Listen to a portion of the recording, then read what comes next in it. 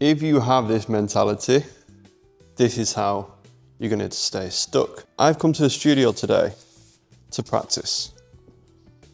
And on my way here, there are some escalators and some stairs that we usually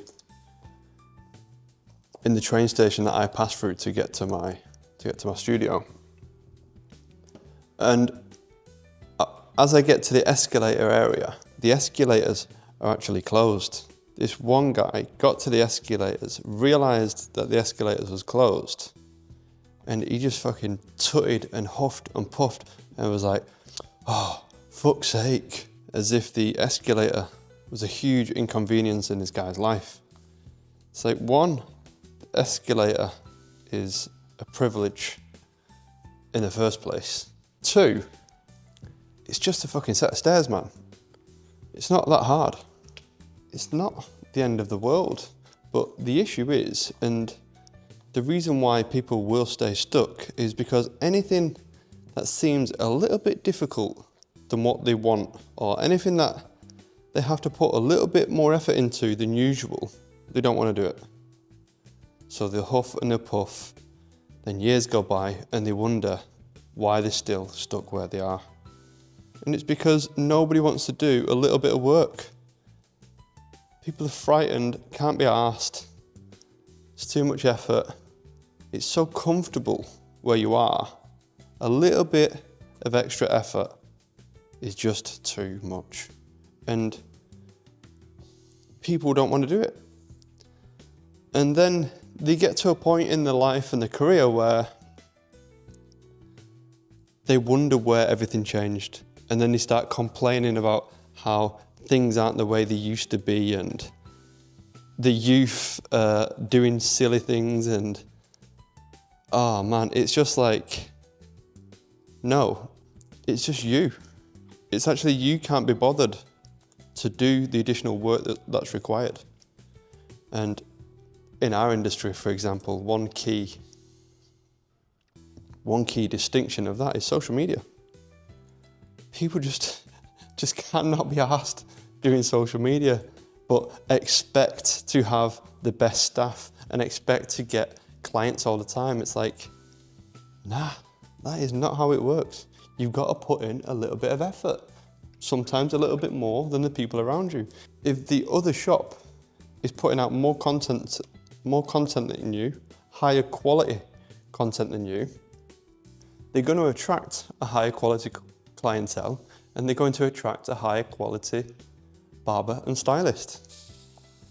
It just amazes me how people just get so stuck in the past and they want to do the least amount of work possible, but they want to get the absolute most out of the industry and other people. But they don't want to fucking do anything for it. It's like they should be just given it or gifted to them because they've got fucking 500 years experience. That is just not how it works. And it's a sad reality. You get older people, older generations complaining online about things aren't the way they used to be, and it's just a little bit boring to hear and a little bit sad to hear adults, grown adults, complaining, whinging and whining because they've got to do something they don't want to do or do something that they never used to have to do. It's just like, wow, no wonder you are where you are. No wonder you're going to become one of those washed up individuals on a rocking chair complaining about how things were better back in your days. Anyway, we are doing a little bit of a round shape today, round graduation. Just keeping everything clean as I work through each section. It just helps I know everybody talks about clean sections, clean work, and it really does help a lot when you can work with just simply clean. Like, it's not like I've put a lot of effort into making this section. It's just simple. I've sectioned out the hair that I don't want to cut, clipped it out of the way. Now I have nothing else to focus on. I just have this one section, pick up this section, and I can cut. I don't even have to think about anything else. I can just focus on the task at hand, which is just this one section. Take this section right into the back.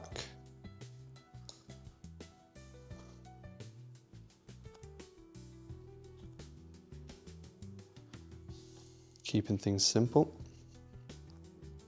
And now I know the section that I'm focused on is just here. I also put a question up on my story the other day about should everybody teach?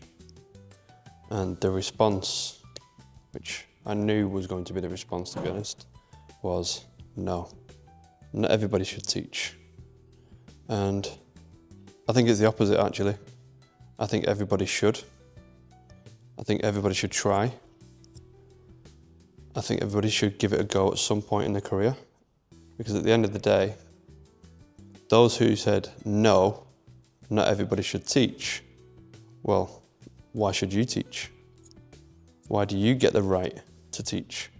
Why do you get the right to say that others shouldn't teach? You're no better than anybody else. I'm no better than anybody else. Everybody should teach at some point in their career. I think what we can all learn from educating somebody else is incredible, because you really do get to see what you know, because you will get asked questions that you didn't even think of, because people have a completely different perspective. And when they ask a question, they're like, oh my God, I've never even thought about that before. And it really helps you to think about what it is that you're doing.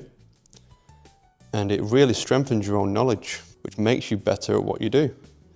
And isn't that the whole purpose of what we do, trying to get better at our craft?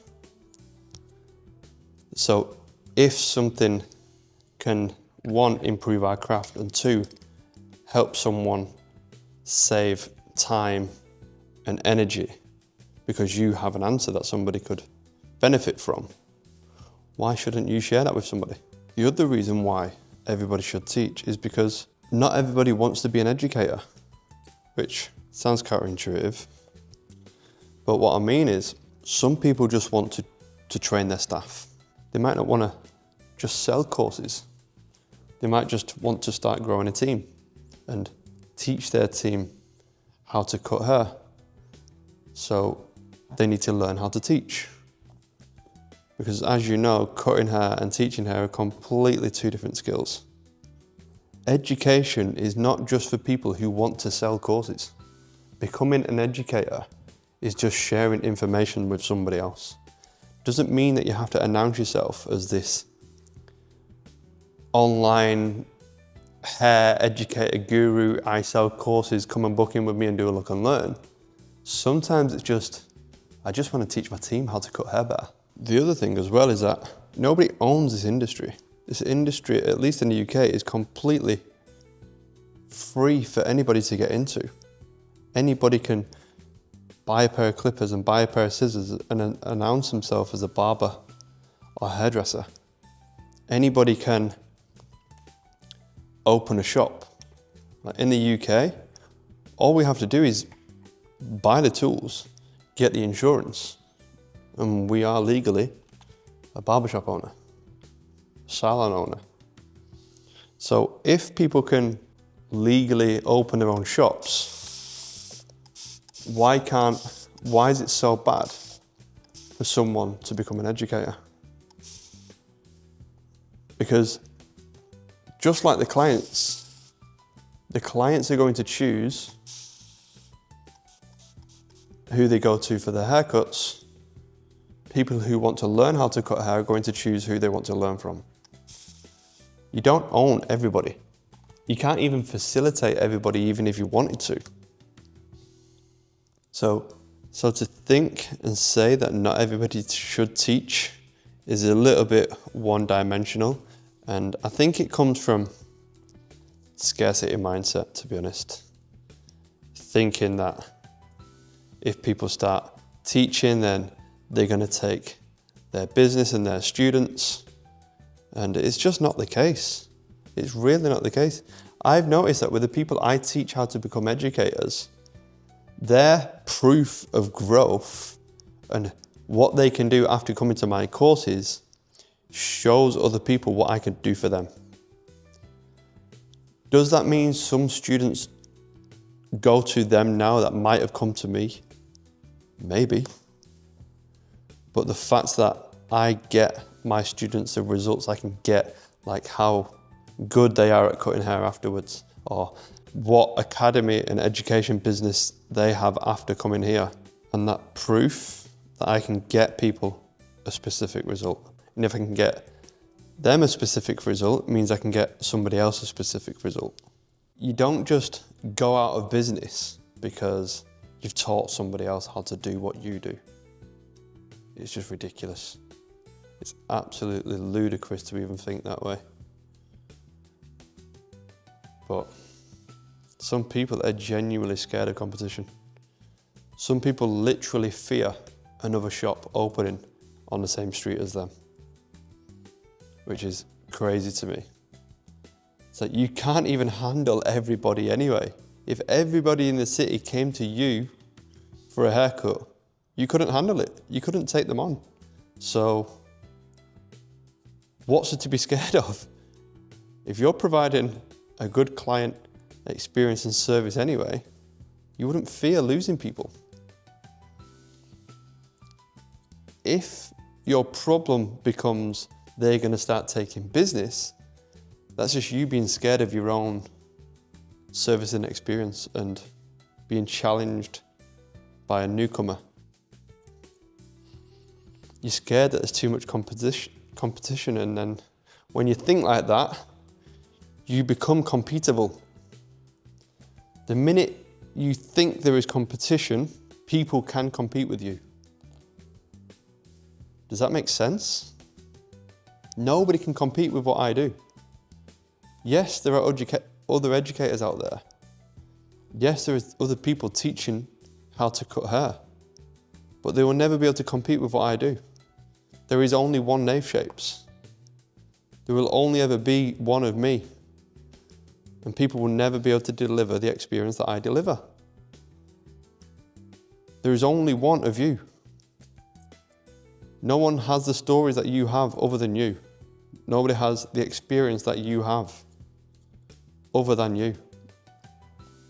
When you start viewing yourself in a way as a one of one, no matter how many people share the same industry as you, you quickly get out of this mindset of competition. And when you can get out of that mindset, the fucking world just becomes a better place. Your mind becomes a happier place to be in because you're less focused on what other people are doing or might do. How about this for thinking about competition? So have you ever had a client who you've been cutting, leave you, go somewhere else for a haircut, realised that the competition weren't that good, and then come running back? Have you ever experienced that, yes or no? Of course you have. Most people have. Therefore, the competition is better for your business because now your clients know they can't get what you deliver somewhere else. They've come running back. They've gone, I've tried, it didn't work, will you take me back on as a client, please? Therefore, the competition is actually good for your business because they prove to your clients that they're not up to standard. Does that make sense? Competition is not always bad. That's why they say you like healthy competition. It keeps you on your feet. Healthy competition keeps you on your toes. It makes you work harder. It makes you deliver better. It makes you get better. It's the same with education. The more educators that are out there, the more I have to show up and improve and better myself. It forces me to get better. It forces me to show up and practice when nobody wants to practice. Not only do I know there are good educators out there, I create good educators myself. I know what they know. I know what stage they're at in their career. But I don't shy away from it. It's just part of the game. I know that I have people, just like the client situation, where clients go to another shop and come back because they realise they can't get the same experience as I can get. It's the same with education. I've had many students go to other educators, go on other programs and message me and say, it's just not the same. It's just not the same. Don't get me wrong, some of them probably love going to other people and they probably prefer their programs more than mine. But I know from some of the messages I've received and the students that go to them and then come back to me afterwards say, they prefer my way. It's not everybody, but some of them prefer my way. So then what happens is the same thing as the client situation is the students now know who to go to and who not to go to. They now see the true value in what I deliver because they've tried somewhere else, they tried paying less, and lo and behold, they didn't get the value that was expected. Nothing against the educators. Mainly, the student just resonated with my way more than the other educator's way. Doesn't mean my way's better. It just means my way's my way. I've got my way of delivering a class. Some people love it, some people don't. That's just the nature of the game. Stop worrying about other people doing things in the same industry as you. This industry is not yours. You don't own any of it. So I'm getting round into the back now. My body position has shifted dramatically. I'm now picking up sections to where I'm crossing over into the back. I'm pulling each section out directly to me. Getting tighter into the nape.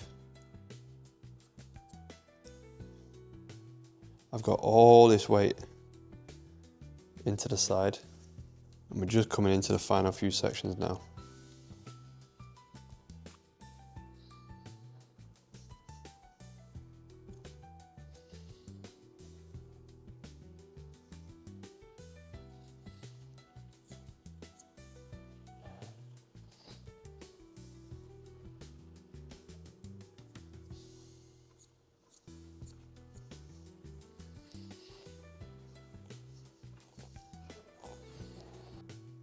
Now, we're going to give this beauty a little bit of a blow dry and see how the shape has developed.